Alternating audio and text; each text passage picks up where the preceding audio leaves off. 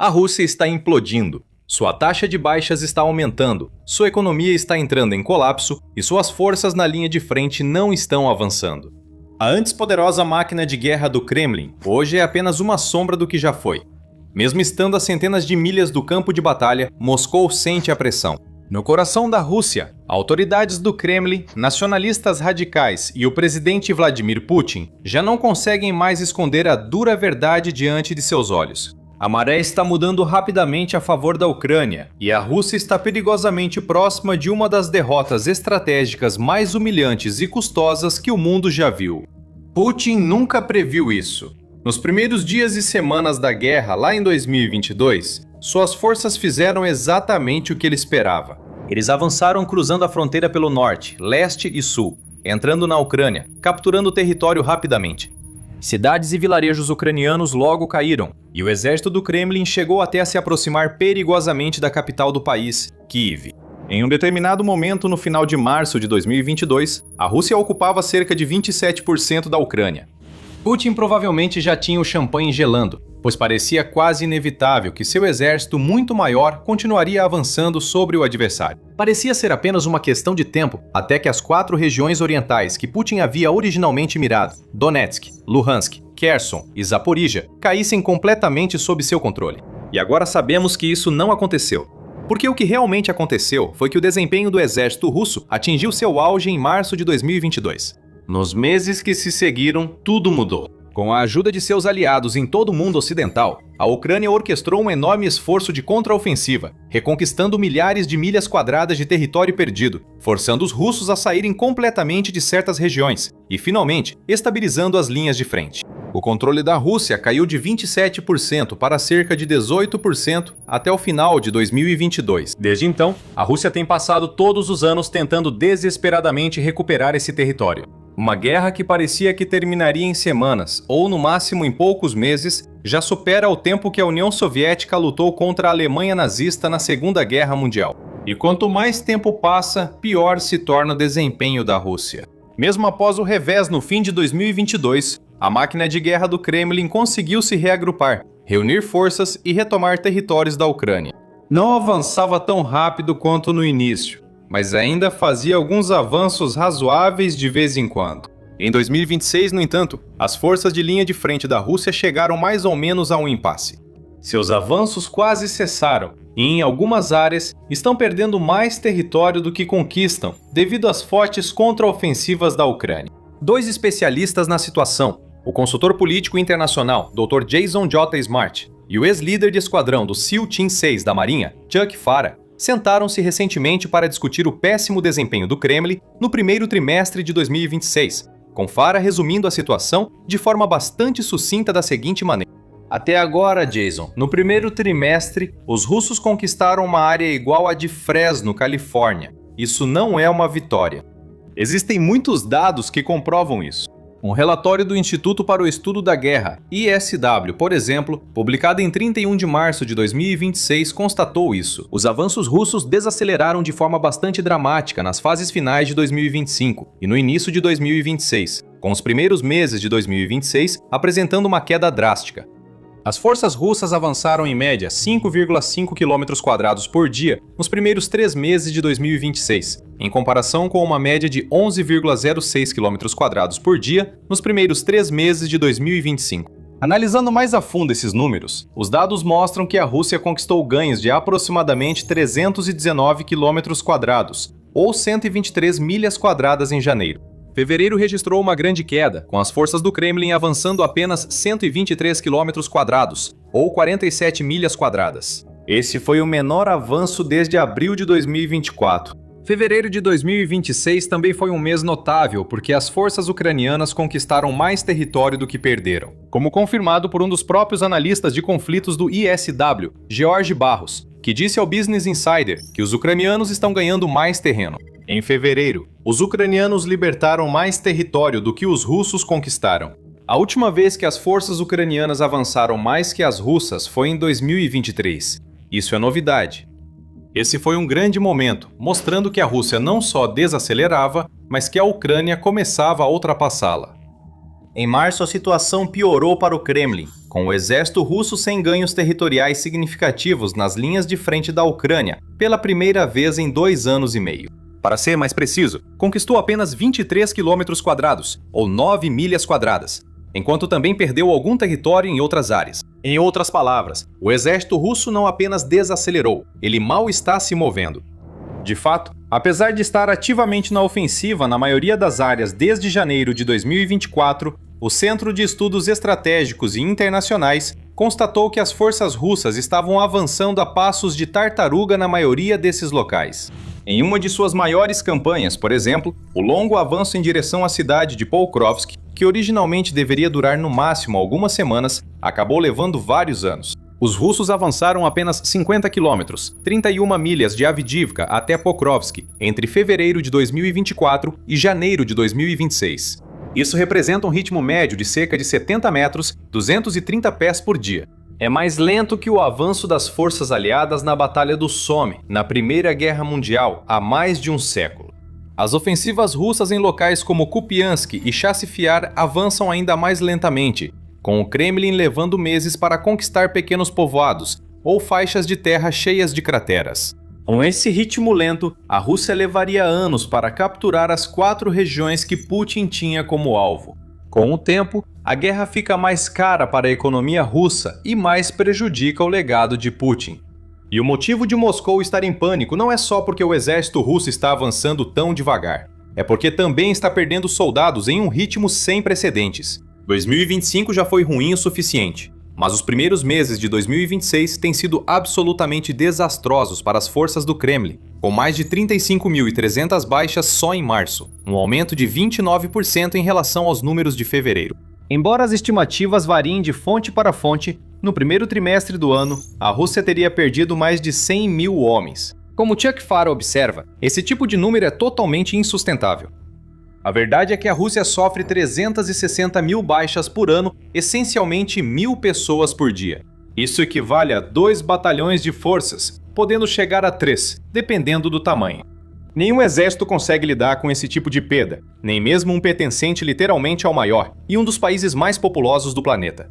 Mesmo com mais de 140 milhões de habitantes, a Rússia não pode substituir soldados mortos ou feridos indefinidamente. Os números eventualmente começarão a diminuir. Na verdade, isso já está acontecendo. Relatórios ao longo do início de 2026 revelaram que Moscou está tendo cada vez mais dificuldade para encontrar recrutas suficientes para repor suas fileiras e compensar aqueles números absurdamente altos de baixas. Mesmo após recorrer a medidas desesperadas como intimidar minorias étnicas, recrutar mercenários da África, trazer tropas da Coreia do Norte, enviar estupradores e assassinos condenados para a linha de frente e até mesmo mobilizar pessoas com doenças crônicas, a Rússia está muito longe de atingir suas metas de recrutamento. Agora, o país precisa pressionar universidades e empresas em todo o país a incentivarem estudantes e funcionários a abrirem mão do próprio futuro e se alistarem nas Forças Armadas. Mesmo assim, esse tipo de campanha de recrutamento tem eficácia limitada, e com a Ucrânia esperando infligir até 50 mil baixas à Rússia por mês em breve, não há absolutamente nenhuma chance de o Kremlin conseguir manter suas fileiras reforçadas. Como Farah afirma, esses números não cobrem as perdas deles, nem permitem ampliar suas forças antes de grandes manobras ou operações militares, como a próxima ofensiva de verão. Smart concorda e destaca que, ao analisarmos a taxa de baixas junto ao lento avanço das forças na linha de frente, a Rússia perde cerca de 316 soldados por quilômetro quadrado na região de Donetsk. Esse dado é impressionante. A Rússia perdeu muitas tropas por poucos avanços durante toda a guerra, mas em 2026 esses números atingiram níveis sem precedentes, com dezenas de milhares de perdas para praticamente nenhum ganho significativo. Mas antes de analisarmos os motivos pelos quais isso está acontecendo, o The Military Show traz para você o panorama completo, não apenas as manchetes. Então, inscreva-se para ficar por dentro de tudo. As dificuldades da Rússia em 2026 resultam de vários fatores interligados, que gradualmente levaram as forças do Kremlin a novos patamares sombrios. Farah aponta, por exemplo, que o exército de Moscou perdeu muitos blindados durante a guerra. A Rússia perdeu mais de 11 mil tanques, o que é 5 vezes a quantidade de tanques utilizada por todos os parceiros europeus da OTAN juntos.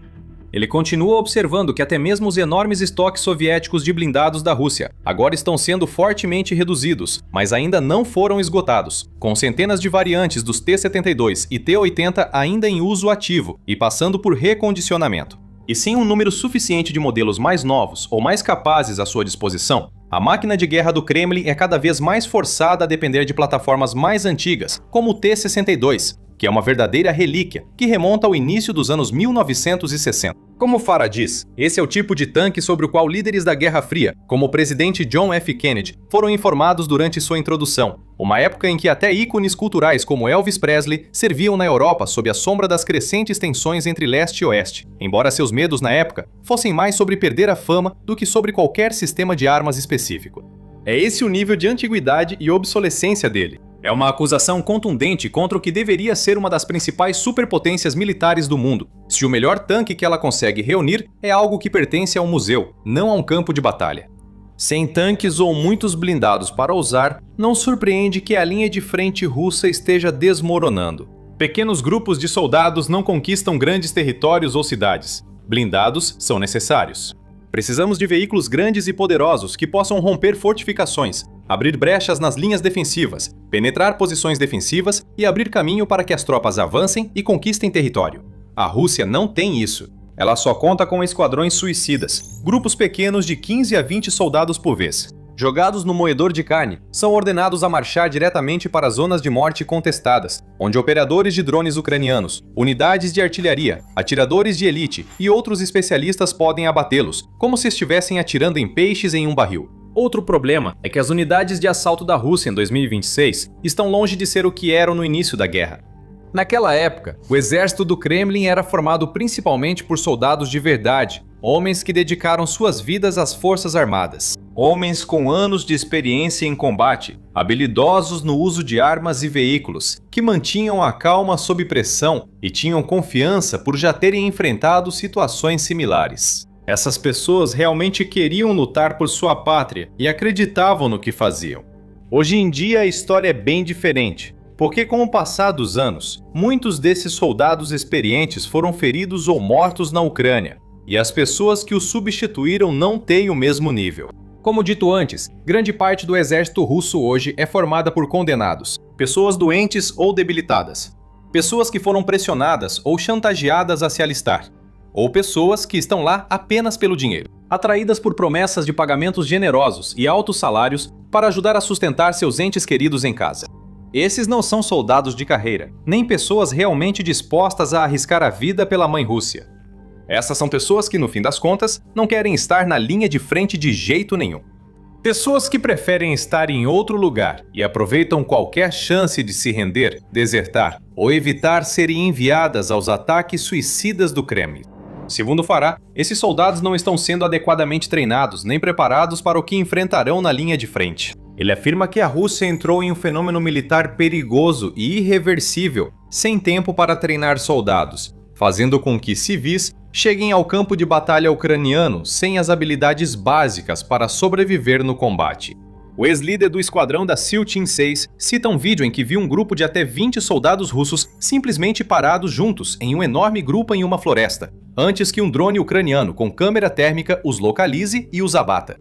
Ele afirma que muitas vezes novos recrutas não sabem o que fazer ou onde ir ao chegar à linha de frente. Alguns até se afastam e se perdem. Como resultado, o moral está caindo rapidamente, o que importa, pois é um daqueles indicadores invisíveis, mas vitais, de sucesso em conflitos prolongados. Se seus soldados estiverem confiantes, motivados e inspirados por aqueles que estão no comando, eles estarão muito mais dispostos a dar o máximo de si em cada operação, o que pode levar a grandes avanços no campo, mesmo contra todas as probabilidades.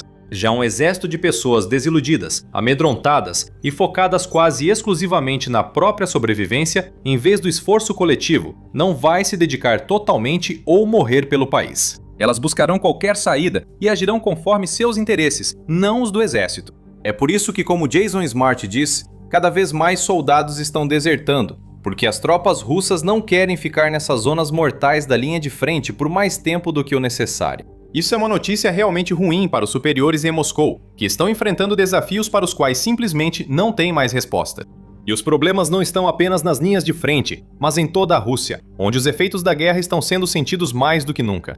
Segundo o Smart, 35 regiões russas enfrentam dificuldades para fechar as contas, pois precisam gastar muito com incentivos e bônus de recrutamento. Autoridades de todo o país gastam cada vez mais tempo e recursos tentando convencer civis relutantes a se alistarem para uma guerra que não querem lutar. Em vez de investir em serviços essenciais como educação, saúde e manutenção de suas estradas, vilarejos e cidades. Como resultado, a vida na Rússia piora diariamente. As pessoas veem mais entes queridos sendo enviados para morrer na Ucrânia, com mais famílias russas tendo ao menos um membro morto ou ferido na guerra. Mas também precisam gastar mais com itens essenciais enquanto enfrentam a piora dos serviços públicos. O ISW destaca que pesquisas estatais russas mostram um lento, porém constante, aumento do descontentamento social com o presidente Vladimir Putin.